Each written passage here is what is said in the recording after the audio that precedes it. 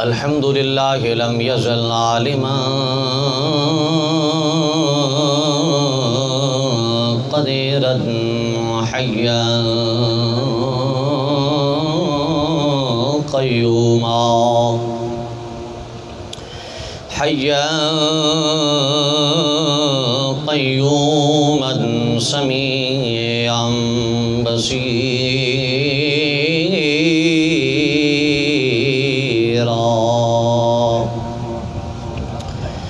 أشهد أن لا إله إلا الله وحده لا شريك له ونشهد أن سيدنا وسندنا وحبيبنا وطبيب قلوبنا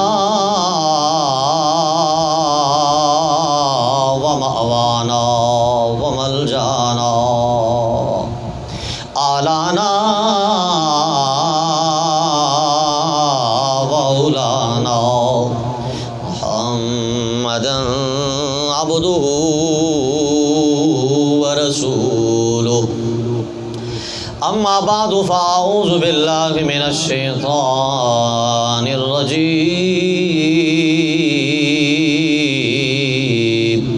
بسم الله الرحمن الرحيم لن ينال الله لحومها ولا دماؤها ولكن يناله التقوى منكم آمنت بالله صدق الله مولانا العظيم وبلغنا رسوله النبي الكريم الأمين ونحن على ذلك لمن الشاهدين والشاكرين والحمد لله رب العالمين آقا دو جہاں صلی اللہ علیہ وسلم کی ذات گرامی پر درود و سلام کا نذرانہ پیش کیجئے۔ الصلاۃ والسلام علیک یا سیدی۔ موبائل دیں ٹائم دیکھنے کے لیے، ادھر میرا لگا ہوا ہے، اور آواز بند کر کے دیجئے، کوئی ڈسٹرب۔ ٹائم درست ہے؟ وَعَلَىٰ آلِكَ وَأَصْحَابِكَ يَا سَيِّدِي يَا نور اللہ۔ مصطفیٰ جان رحمت بے لاکھوں سلام، شمع بزم ہدایت بے لاکھوں سلام، رب اعلیٰ کی نعمت بے اعلیٰ درود، حق تعالیٰ کی منت بے لاکھوں سلام۔ دور و نزدیک کے سننے والے وہ کان لالے کرامت بے لاکھوں سلام، ہم غریبوں کے آقا پہ بے حد درود، ہم فقیروں کی ثروت پہ لاکھوں سلام۔ مصطفیٰ جان رحمت پہ لاکھوں سلام، شمع بزم ہدایت پہ لاکھوں سلام۔ اس صورت نو میں جانا کھاں، جانان کے جانے جہان آکھاں، سچ آکھاں تے رب دی میں شان آکھاں، جس شانہ تو شانہ سب بڑیاں۔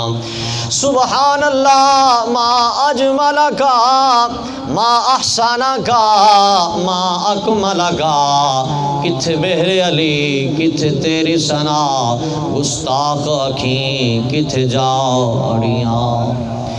اللہ رب العزت خالق کائنات پروردگار عالم کی عظیم اور بلند و بالا بارگاہ کے اندر ہدیہ حمد و ثنا بارگاہ مصطفیٰ غم گسار جہاں سید سربراں حامی بے کساں شب اسرا کے دلہا تاجدار کائنات فخر کائنات محسن کائنات رونق کائنات رنگت کائنات تاجدار انبیاء تاجدار ختم نبوت سرور انبیاء محبوب کبریاء جناب محمد مصطفیٰ صلی اللہ علیہ وآلہ وسلم کی ذات ببرکات پر ہدیہ درود و سلام کا نذرانہ محبت عرض کرنے کے بعد معزز و محتشم مکرم سامعین حاضرین السلام علیکم ورحمۃ اللہ۔ عزیز سامعین، اللہ رب العزت کے فضل اور کرم کے ساتھ آج خوشیوں بڑے لمحات کے اندر ہم سبھی مسلمان عشاقان رسول صلی اللہ علیہ وآلہ وسلم اکٹھے ہیں۔ اللہ پاک یہ خوشیاں ہمیشہ نصیب فرمائے۔ جو احباب سنت ابراہیمی کرنے جا رہے ہیں۔ خالق کائنات صحیح معنوں میں دکھلاوے سے پاک، نشو و نما سے پاک، تکبر، غرور اور بڑھائی سے پاک یہ فریضہ ادا کرنے کی مالک توفیق نصیب فرمائے، اور اللہ پاک کی ہمیشہ رضا کو ملحوظ خاطر رکھنے کی مالک توفیق نصیب فرمائے۔ عزیزان گرامی قدر، خطبہ کے اندر جو آیہ بینہ میں نے تلاوت کی ہے، اس آیہ پاک کے اندر بھی اللہ پاک نے اسی بات کا حکم ارشاد فرمایا ہے کہ لن ینال اللہ لحومها ولا دماؤها،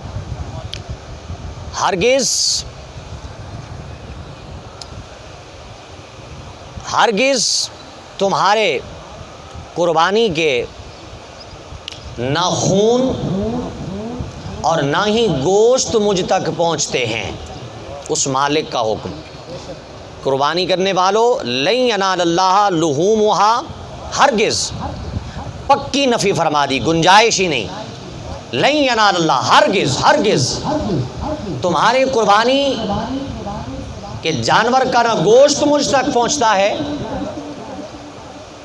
ولا دماؤها، اور نہ ہی اس کا خون مجھ تک پہنچتا ہے، ہاں وَلَٰكِن يَنَالُهُ التَّقْوَىٰ مِنْكُمْ، تمہارے دل کی طہارت مجھ تک پہنچتی ہے، دل کا تقویٰ پہنچتا ہے، دل کی وہ کیفیت مجھ تک پہنچتی ہے جو کیفیت تمہیں مجھ خدا تک پہنچا دیتی ہے، رضائے الہی جس کا نام ہے، خوشنودی الہی جس کا نام ہے، اللہ کو راضی رکھنا اور محبوبیت پانا جس کا نام ہے، مالک فرماتا ہے مجھ تک تو یہ پہنچتا ہے۔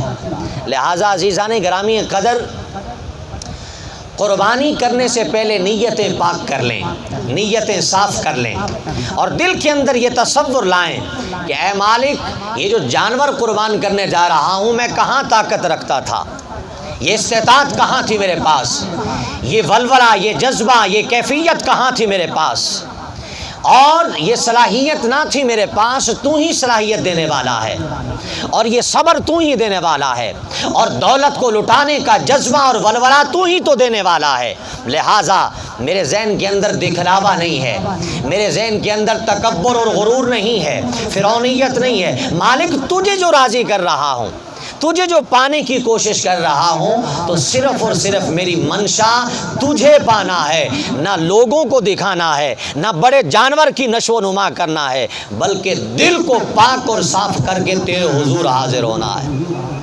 تقویٰ کا ایک معنی ہوتا ہے اللہ سے ڈرنا، اللہ سے ڈرنا کہ اے مالک، اگر میں دکھلاوا کروں گا تو تکبر صرف صفت تیری ہے، تجھے زیبا ہے، جو کوئی اور بڑھائی اپنے طرف منسوب کرے گا تجھے پسند نہیں ہے۔ اے مالک، میں ڈر کر تیری پاک بارگاہ میں حاضر ہوں، اور ساری التجائیں، ساری منتیں، سماجتیں تیری پاک بارگاہ کے اندر لاتا ہوں، اور اپنے آپ کو لاچار و بے بس تصور کرتا ہوں، اور تجھے ہی پوری کائنات کا مالک اور خالق تصور کرتا ہوں۔ عزیزان گرامی قدر، اللہ رب العزت خالق کائنات پروردگار عالم نے جناب ابراہیم علیہ السلام اور ان کے شہزادے جناب اسماعیل علیہ السلام کا واقعہ، مکالمہ جو باپ بیٹے کا ہوا، اس کو قرآن پاک کے اندر درج فرمایا، اور بے شمار اس کے اندر ہمارے لیے ہدایت اور رہنمائی کے اصول اللہ رب العزت نے چھوڑے۔ آئیے قرآن پاک کے سے وہ چند ایک کلمات آپ کے سامنے پیش کرتا ہوں مختصر وقت کے اندر، کہ جو مکالمہ ہوا جناب ابراہیم علیہ السلام کا اور جناب باپ بیٹے کا مکالمہ ہوا، اللہ پاک نے حکم فرمایا اور پھر باپ بیٹے کی گفتگو ہوئی، یہاں باپ بھی موجود ہیں، یہاں بیٹے بھی موجود ہیں، خوبصورت جناب سنت ابراہیمی سے ایک رہنما اصول ملیں گے، زندگی گزارنے کے ایک عجیب لمحات ملیں گے۔ عزیزان گرامی قدر، اللہ پاک نے اس مکالمے کو قرآن پاک کا حسن بنا دیا، قرآن پاک کے اندر ذکر فرما دیا۔ سورہ الصافات ہے، پارہ نمبر 23 اور آیت 100 سے اسٹارٹ ہے اور 107 تک یہ مکالمہ اللہ پاک نے درج فرمایا۔ جناب ابراہیم علیہ السلام نے اپنے مالک سے دعا مانگی، رب سے دعا مانگی، رب حب لی من الصالحین، اے میرے رب مجھے نیک اور صالح اولاد عطا فرما۔ ذہن میں اصول اپناتے جائیں، جب بھی اللہ پاک سے دعا مانگیں اولاد کے لیے تو یہ دعا مانگیں، نیک دعا اللہ پاک عطا فرما، صرف اولاد نہیں، صالحین، سنت ابراہیمی، اے پروردگار عالم مجھے نیک اولاد عطا فرما۔ فبشرناہ بغلام حلیم، اللہ پاک نے فرمایا ہم نے ایک بردبار اور صبر و تحمل والے بیٹے کی بشارت جناب ابراہیم کو دے دی۔ جناب دیکھیں مانگا کیا؟ نیک اولاد عطا فرما۔ تو اللہ پاک نے دعا کو قبول فرماتے ہوئے نہیں فرمایا کہ فبشرناہ بغلام، کہ ہم نے ایک لڑکے کی بشارت آپ کو دے دی، ایک بیٹے کی بشارت، کہا نہیں، فبشرناہ بغلام حلیم، صبر کرنے والا، بردبار، ماں باپ کا فرما بردار، اللہ کے سامنے جھک جانے والا، ہم نے آپ کو بیٹے کی بشارت دے دی۔ تو جیسا حسن ہوگا، جیسا ظن ہوگا اس مالک سے، مالک اس ظن کے مطابق عطا فرماتا ہے۔ فلما بالغ معہ السعی، بیٹا پیدا ہو گیا، پیدا ہونے کے بعد فلما بالغ معہ السعی، اب یہ قرآنی واقعہ ہے، ذہن کے اندر جگہ دیجئے گا۔ فلما بالغ معہ السعی، پس جب وہ شہزادہ جناب اسماعیل علیہ السلام اپنے باپ ابراہیم علیہ السلام کے ساتھ چلنے کے قابل ہوا، سعی بولتے ہیں دوڑنا، صفا مروہ کے درمیان جو دوڑتے ہیں اسے بھی سعی کہتے ہیں نا، کہ حاجی سعی کر رہا ہے۔ تو قرآن نے کہا فلما بالغ معہ السعی، جب اپنے باپ ابراہیم کے ساتھ جناب اسماعیل سعی کرنے کے قابل ہو گئے، دوڑنے کے، چلنے کے قابل ہو گئے، قال یا بنی انی ارا فی المنام۔ اچھا میں یہاں درج کرتا جاؤں، جب جناب ابراہیم نے دعا مانگی بیٹے کے لیے، اولاد کے لیے، تو جو عمر اللہ پاک نے بیٹے یا اولاد کی پیدائش کی مقرر کی ہے اس سے وہ اوور ہو چکے تھے، اوور ایج ہو چکے تھے جناب ابراہیم علیہ السلام، یعنی جو اللہ پاک نے ایک فطرتی تقاضے بنائے ہیں اس سے وہ اوور ہو چکے تھے، لیکن وہ مالک ہے، وہ تو بغیر باپ کے بھی اولاد عطا فرما دیتا ہے، جناب عیسیٰ علیہ السلام۔ اچھا اب بڑھاپے کی اولاد اگر ہو تو دل اور زیادہ محبوب ہو جاتا ہے اولاد کے لیے، اور زیادہ لچک کھا جاتا ہے، اور زیادہ پیاری اولاد لگنے لگ جاتی ہے کہ بڑھاپے کا سہارا بننے والی اولاد اللہ نے مجھے عطا فرما دی۔ اس عمر کے اندر اللہ پاک نے جناب اسماعیل کو پیدا کیا۔ تو بتانے کا مقصد یہ ہے کہ ابراہیم علیہ السلام کو ایک تو محبت اولاد ہونے کے ناطے، اور دوسری محبت بڑھاپے کا سہارا ہونے کے ناطے اور زیادہ محبت تھی۔ اب سنیے،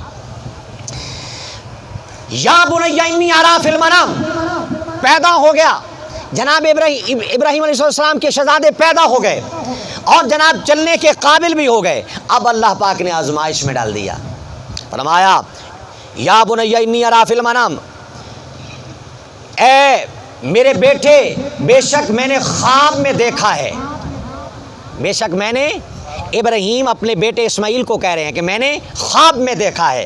کیا دیکھا؟ انی اذبحو کا، کہ بے شک میں آپ کو ذبح کر رہا ہوں، بے شک میں آپ کو ذبح کر رہا ہوں۔ یہ باپ بیٹے سے کہہ رہے ہیں، انی ارا فی المنام انی اذبحو کا فانظر ماذا تری، آپ کی رائے کیا ہے اس بارے میں؟ اے میرے شہزادے، اے میرے بیٹے، میں نے خواب میں دیکھا کہ میں آپ کو ذبح کر رہا ہوں، آپ بتائیے آپ کی اس بارے میں رائے کیا ہے؟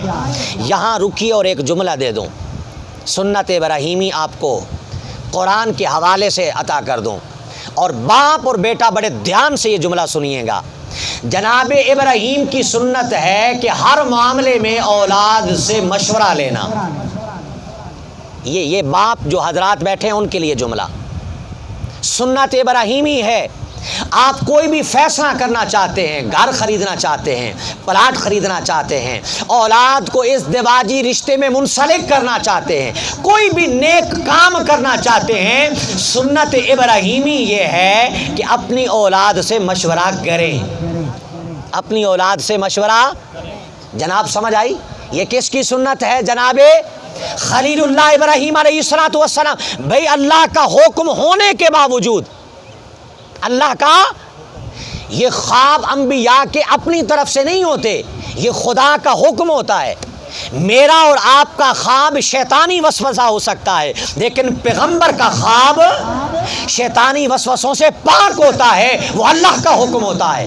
جناب ابراہیم کو جب پتا ہے کہ میرے حکم اللہ کا ہے تو پھر مشورہ کیوں؟ لگتا یہ ہے کہ پیغمبروں کے نزدیک اولاد سے مشورہ کرنا اہم فریضہ ہے۔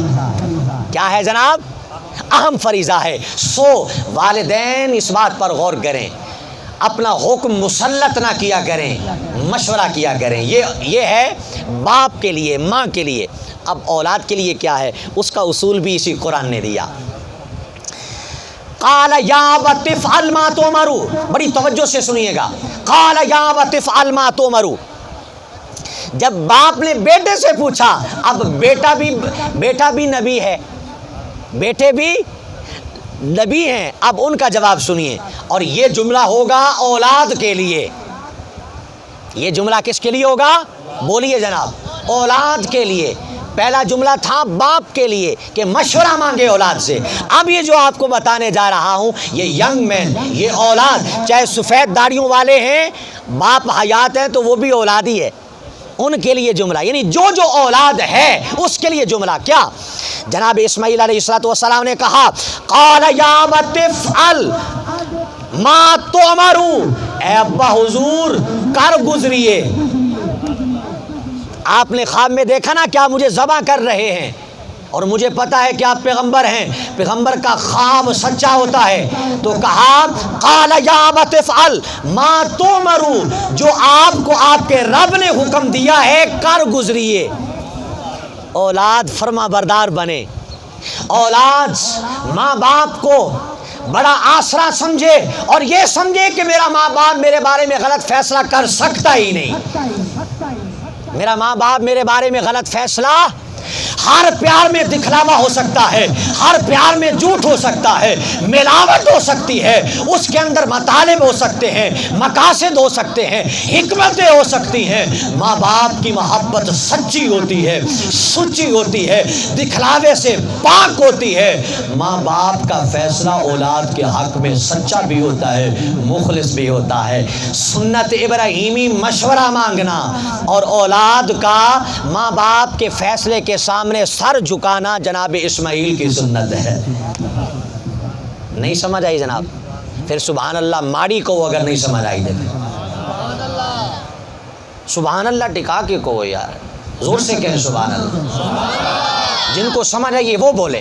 آج کے بعد زندگی کا اصول بنا لیں، باپ بھی زندگی۔ آج ہماری زندگیاں مشکل کیوں ہو گئی ہیں؟ ہم نے قرآن کو چھوڑ دیا ہے، سنت انبیاء کو چھوڑ دیا ہے۔ کہیں میں نے ماں باپ کو یہ سنتے دیکھا کہ بس یہی فیصلہ ہے، چاہے غلط بھی فیصلہ ہے، نہیں ماننا اولاد کو، نہیں پوچھنا اولاد کو، بس انانیت، ناک کٹ جائے گی۔ ارے بھائی ناک کس کی بچی ہے؟ آپ خدا کے حکم کو دیکھیں، آپ رسول کے حکم کو دیکھیں، کہیں یہ دیکھا تو کہیں یہ دیکھا۔ ہم بالغ ہیں، ہمیں شریعت نے حکم دیا ہے۔ ماں باپ کون ہوتے ہیں ہماری زندگی کا فیصلہ کرنے والے؟ ہماری زندگی ہے، ہم فیصلہ کریں گے۔ میں نے کہا نہیں، نہ ابراہیم علیہ الصلوۃ والسلام نے مشورے سے اپنے آپ کو کترایا اور سائڈ پہ رکھا، اور نہ جناب اسماعیل فرما بردار اولاد نے کہا کہ نہیں جناب اتنی مشکل سے اللہ پاک نے آپ کو اولاد دی ہے، آپ چھری چلانا چاہتے ہیں، یہ کون سی محبت ہے؟ کہا نہیں، آپ کر گزرے جو آپ کے رب نے آپ کو حکم دیا ہے۔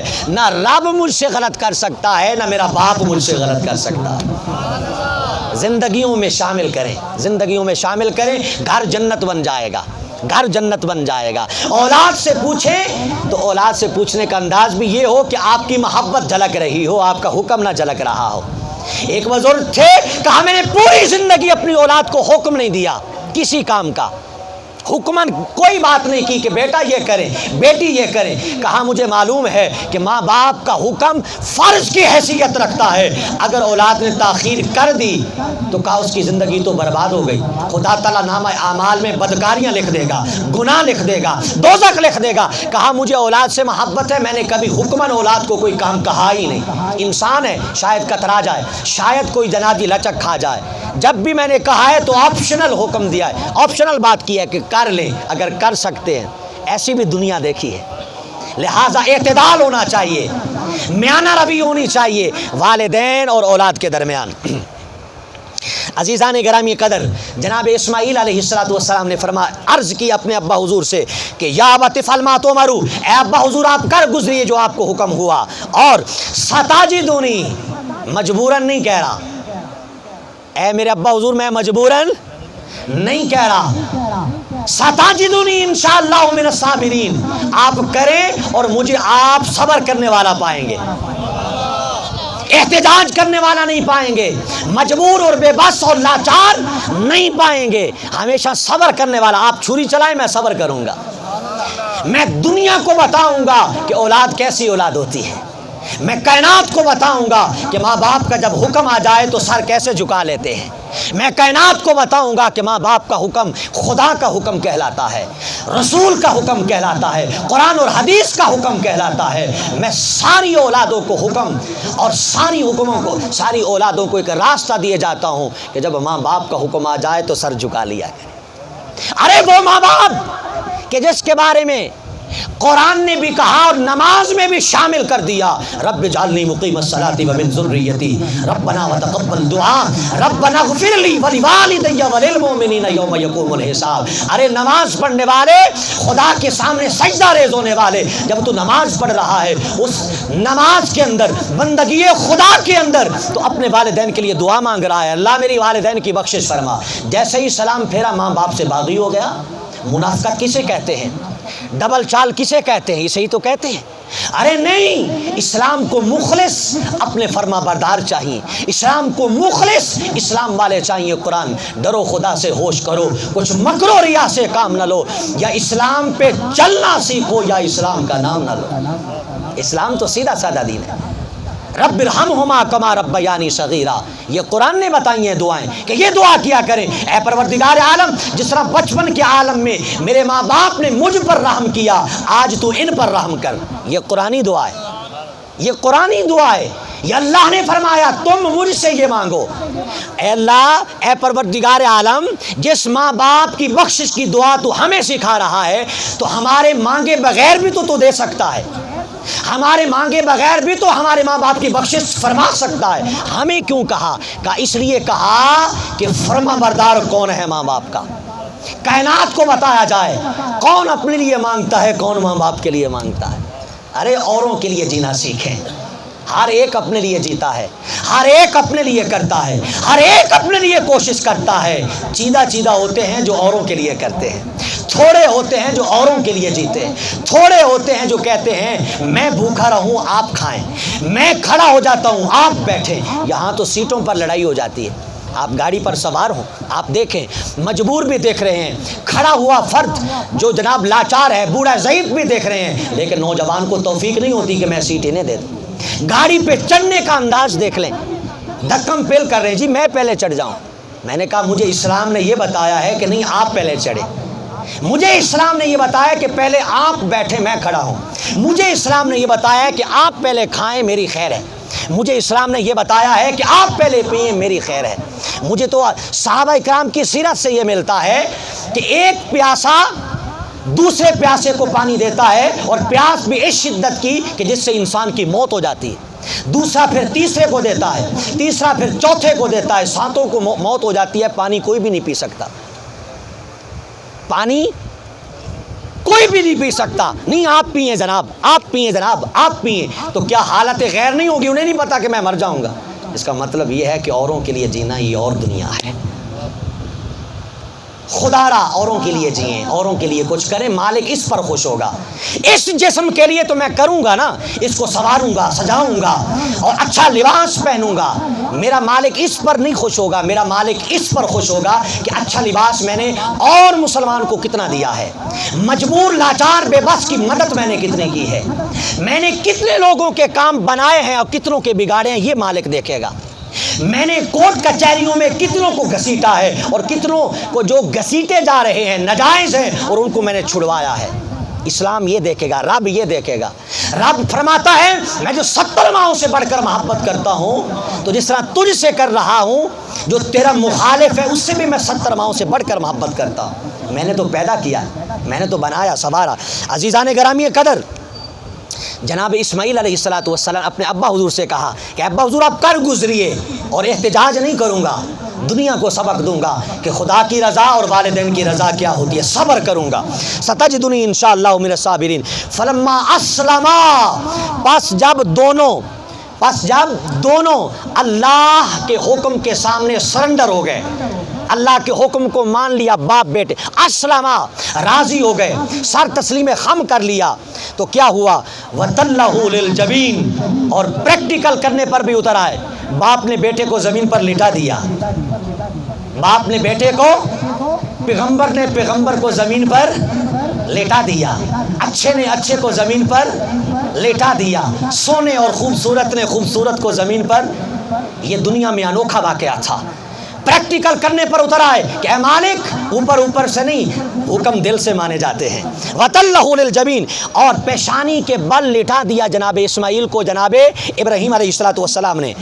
وَنَادَيْنَاهُ أَن يَا إِبْرَاهِيمُ، اب اس مالک نے، اب وہ مالک رحیم و کریم، رحمت جناب ایک موج میں آئی، اور وَنَادَيْنَاهُ، ہم نے ندا دی ابراہیم کو، اے ابراہیم، ہم نے ندا دی۔ اللہ فرما رہا ہے ہم نے ندا دی کہ اے ابراہیم، لٹانے کے بعد یہ اسکیچ ذہن میں لائیں، لٹا دیا۔ اب اس مالک نے دیکھا، اس مالک نے فرشتوں کو کہا ہوگا نا کہ فرشتوں تم تو کہتے ہوتے یہ انسان جھگڑالو ہیں، دیکھ کیا کرنے جا رہا ہے انسان، تم کہتے تھے ہم نائب بننے کے زیادہ اہل ہیں، دیکھو تو صحیح بڑھاپے میں اولاد کی، اور بڑھاپے کی اولاد میرے حکم پر ذبح کرنے کے لیے لٹا بھی دیا ہے، دیکھو تو صحیح زمین کا نظارہ۔ وَنَادَيْنَاهُ أَن يَا إِبْرَاهِيمُ، ہم نے ندائت دی اے ابراہیم، قد صدقت الرؤیا، تحقیق آپ نے خواب سچ کر دکھایا، آپ نے خواب سچ کر دکھایا۔ اِنَّا كَذَلِكَ نَجْزِي الْمُحْسِنِينَ، اور پھر ہم محسنین کو، احسان کرنے والوں کو بڑا اجر عطا کرتے ہیں۔ کیا عطا کرتے ہیں؟ بولیے۔ کہا جو احسان کرے، احسان مند ہو، اللہ کا حکم ماننے والا ہو، تو پھر ہم سے قدردان اور زیادہ کون ہو سکتا ہے؟ اس پروردگار عالم سے زیادہ احسان مند کون ہو سکتا ہے؟ قدر کرنے والا کون ہو سکتا ہے؟ ارے میں تو وہ خدا ہوں کہ تم دل سے نیت تو کرو نیکی کرنے کی، بھلے نہ کرو میں تو پھر بھی لکھ دیتا ہوں، میں تو وہ رب ہوں، بھلے نہ کرو بس نیت کرو، دل کے اندر تصور لاؤ کہ آج میں نے غریب کی مدد کرنی ہے، نہیں کر سکا، اسی نیت پر بھی میں تو ثواب لکھ دیتا، اسی نیت پر ثواب لکھ دیتا ہوں۔ تو عزیزان گرامی قدر، کہا اِنَّا كَذَلِكَ نَجْزِي الْمُحْسِنِينَ، بے شک ہم احسان کرنے والوں کو بڑا اجر عطا فرماتے ہیں۔ اِنَّ هَذَا لَهُوَ الْبَلَاءُ الْمُبِينُ، یہ بہت بڑا کام تھا جو ابراہیم کرنے لگے تھے۔ قرآن نے، اللہ نے فرمایا، کہا اِنَّا، یعنی عام کام نہیں تھا، فرمایا کہ اِنَّ هَذَا لَهُوَ الْبَلَاءُ الْمُبِينُ، بے شک یہ بڑی اور واضح آزمائش تھی ابراہیم پر۔ اور بھئی اولاد والے آپ بیٹھے ہیں، تھوڑا تصور تو لائیں نا جناب، ہاں جی، تھوڑا تصور تو لائیں نا کہ کوئی کرنے کے لیے کہے کہ خود ہاتھ سے کریں یہ کام، کانٹا چبھ جائے، ماں باپ جناب بھی آنسو نکل آتے ہیں، پریشانی جناب جھلک آتی ہے۔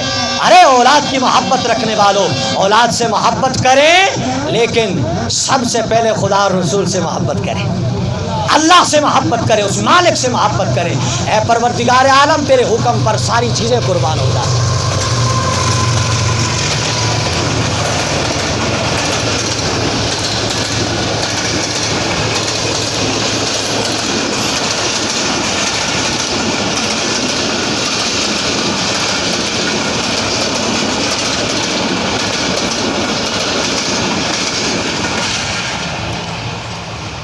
عزیزان گرامی قدر، یہ قرآنی واقعہ تھا جو آپ کے سامنے میں نے ترجمہ کر کر کے آپ کے سامنے پیش کیا، اور مجھے امید ہے کہ آپ نے اپنی زندگی کے لیے کچھ سنہری اصول اپنا لیے ہوں گے۔ کم از کم یہ باتیں دو جو کی ہیں ان کو تو ذہن کے اندر بٹھا لیں۔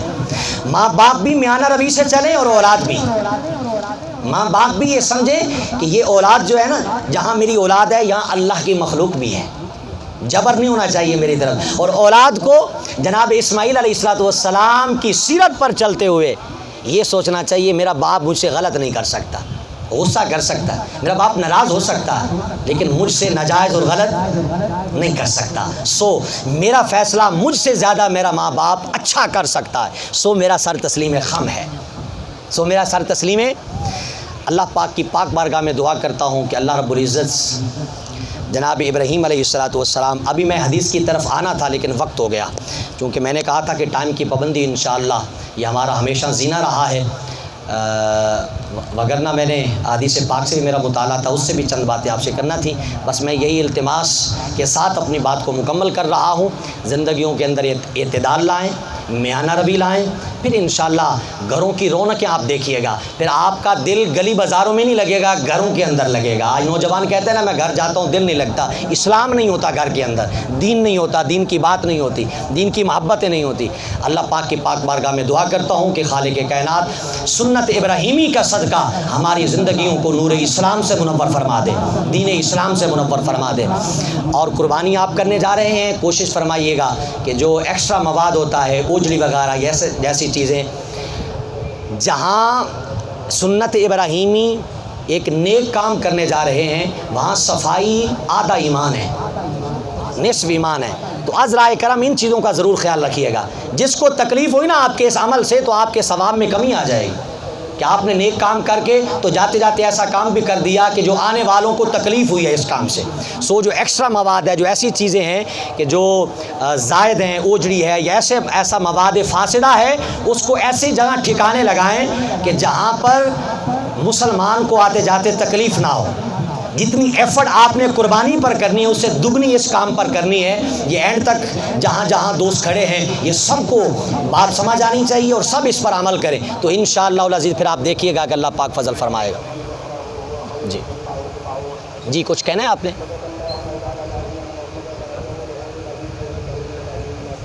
کچھ کہنا ہے آپ؟ اچھا جی، طریقہ سماعت فرما لیں۔ نیت کرتا ہوں میں اس نماز کی، نماز پڑھتا ہوں واسطے خدا کے، 2 رکعت نماز عید الاضحیٰ، واجب 7-6 زائد تکبیروں کے، منہ طرف قبلہ شریف کے، بند کے اللہ رب العزت کی، آپ سب نے کہنا ہے پیچھے سے امام کے، اور کانوں تک ہاتھ اٹھا کر ہاتھ ناف کے نیچے باندھ لینے ہیں۔ ثنا پڑھیں گے، بڑی توجہ سے سنیے گا، سبحانک اللہم و بحمدک و تبارک اسمک و تعالی جدک و لا الہ غیرک۔ اب فاتحہ یعنی پڑھنے سے پہلے 3 تکبیریں ہم کہیں گے۔ پہلی تکبیر اللہ اکبر،